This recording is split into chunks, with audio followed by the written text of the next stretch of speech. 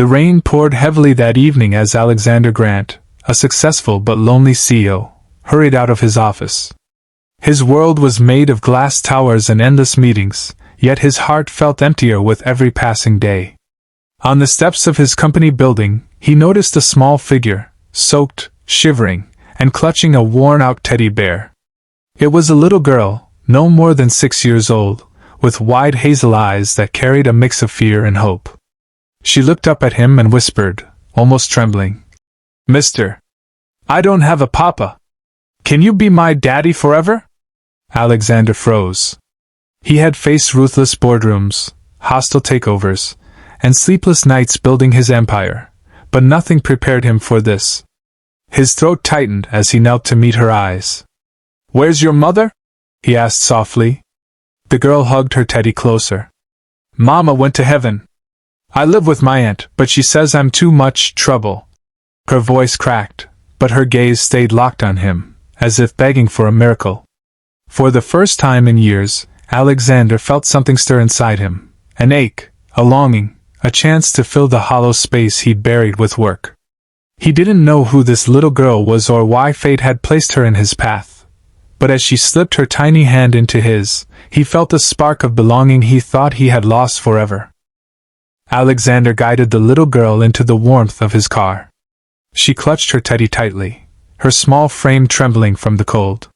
He handed her his jacket, and the way she smiled as it swallowed her tiny body tugged at something deep inside him. "What's your name?" he asked gently as they drove through the city lights. "Lila," she whispered. "Mama used to call me her sunshine." Her words hit him like a soft blow. Sunshine, that was something he hadn't felt in years. His mansion, though grand and polished, echoed with silence. His success was measured in numbers, not laughter, not love. But now, a fragile voice had entered that silence, asking questions he didn't know how to answer. "Where do you live, Lila?" She hesitated. "With Aunt May, but she doesn't want me. She says I cry too much and eat too much." Lila's voice trembled, and her eyes welled up with tears she fought to hide. Alexander's grip tightened on the steering wheel. He knew what loneliness felt like. He'd been abandoned in his own way too, his parents too busy chasing fortunes to notice the boy who longed for bedtime stories. Was fate giving him a second chance, not just to heal himself, but to heal a child's broken world? When they reached his mansion, Lila's eyes widened. She gazed at the sparkling chandeliers and polished marble floors. "Is this where you live?" she asked in awe. "Yes," Alexander nodded. "And tonight, it's where you'll stay safe." As he watched her curl up on his couch, teddy tucked under her chin, he realized something terrifying. He was already afraid of losing her. The next morning, sunlight streamed through the tall windows, and for the first time in years, Alexander woke up to the sound of laughter. Lila was in the kitchen, sitting on a high chair, her feet dangling as the housekeeper tried to make her pancakes. When she saw Alexander, her face lit up. "Good morning, Daddy," she blurted without hesitation. The word struck him like lightning. "Daddy." He almost corrected her, but something inside him resisted. Instead, he found himself smiling, a real smile that felt foreign on his face. "Good morning, sunshine," he said softly, surprising even himself. Throughout the day, Lila followed him around like a shadow. She asked endless questions about his office, his giant library, and why his house was so big but so quiet. Each innocent word chipped away at the walls he had built around his heart. Later, while sitting by the fireplace, she crawled onto his lap, her tiny hands clutching his tie. "Why do you look so sad sometimes?" she asked. He swallowed hard. "Because I forgot what it feels like to have someone care." Her response was simple yet powerful. She pressed her head against his chest and whispered, "I care." Alexander's eyes burned with unshed tears. He had everything money could buy, yet this small child, abandoned, unwanted, was giving him the one thing he craved most, unconditional love. But deep down, a shadow of fear lingered. He knew the world wouldn't make it easy. There were legalities, relatives, and questions that might try to tear her away. Still, as she drifted to sleep in his arms, he silently vowed, "I won't let her go. Not again. Not this time." The next day, Alexander's office buzzed with tension. He had brought Lila with him, unable to leave her alone at the mansion. She sat quietly in a corner, coloring on a notepad, while executives whispered and cast curious glances. The CEO they once knew, cold, untouchable, was now walking around with a little girl who called him Daddy. Mid-meeting, his assistant hurried in, whispering urgently, "Sir, a woman is here. She claims to be the child's aunt." Alexander's chest tightened. He glanced at Lila, who immediately sensed a shift in the air. Her crayon slipped from her hand. "Is Aunt May here?" she asked, her voice trembling. Before he could answer, the office doors opened. A stern-faced woman walked in, arms crossed. "Lila!" she snapped. "Pack your things. You're coming home." Lila shrank behind Alexander's chair, her tiny fingers clutching his sleeve. "Please don't make me go, Daddy," she whispered, her voice breaking.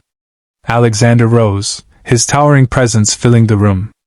"With all due respect, ma'am, this child is not safe under your care. She needs stability, love, something she clearly hasn't received." Aunt May scoffed. "And you think you can give her that? You're a businessman. You don't know the first thing about raising a child." Her words stung because they held truth. Alexander had never been a father. But as he looked down at Lila's tear-stained face, he knew he couldn't walk away. "Maybe I don't know everything," he said firmly. "But I know what she means to me, and I know I'll fight for her."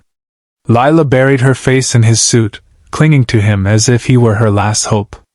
And in that moment, Alexander realized he was. Days later, the matter escalated to a courtroom. Alexander, a man who had conquered industries, now stood trembling before a judge, not for profits or contracts, but for a little girl's future.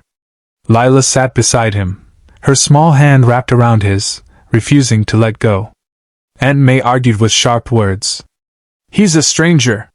A CEO who has no time for a child. Lila belongs with family, not with some rich man looking for entertainment." Alexander's heart pounded. For a moment, doubt crept in. What if the court believed her? What if they took Lila away? Then the judge turned to him. "Mr. Grant, why do you believe you can care for this child?" Alexander knelt beside Lila before speaking. His voice cracked, but his words came from the deepest part of his soul. "Because she gave me something money never could. She reminded me what it means to love and be loved. I may not have been a father before, but every day she has been with me, I've wanted nothing more than to protect her. She is not a burden to me, she is my family." Lila suddenly stood, her little voice trembling but strong. "Please, Your Honor. I don't want to go back. He's my daddy now. Can I stay with him forever?" The courtroom fell silent. Even the stern judge softened, his eyes moist as he looked between the broken man and the brave little girl.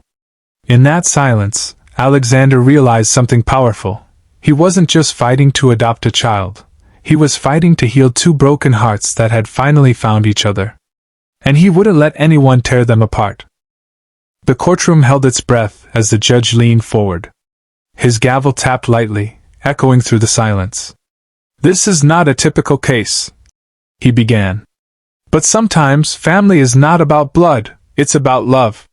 And love," he paused, looking at Lila and Alexander, "is something this child has clearly found." Tears welled in Alexander's eyes as the judge announced his decision. "Mr. Grant, you are hereby granted guardianship and full custody of Lila." Lila gasped, her teddy bear tumbling from her arms as she leapt into Alexander's embrace. "Did you hear that, Daddy? You're mine forever!" Alexander laughed through tears, holding her tighter than ever. "No, sunshine," he whispered, voice thick with emotion. "You're mine forever." From that day forward, the mansion transformed. Its cold marble halls rang with laughter, bedtime stories, and the patter of little feet. Alexander found himself learning things he never thought he'd do, braiding hair, patching up scraped knees, and making late-night cocoa when nightmares woke her. One evening, as they sat by the fireplace, Lila looked up at him with sleepy eyes. "Daddy, do you think Mama can see us from heaven?" He kissed her forehead gently. "I believe she can, and I think she's smiling, knowing her sunshine found a home." For the first time in his life, Alexander wasn't just a CEO with power and wealth. He was a father, a real father. And in that role, he discovered the one thing his empire could never buy: unconditional love.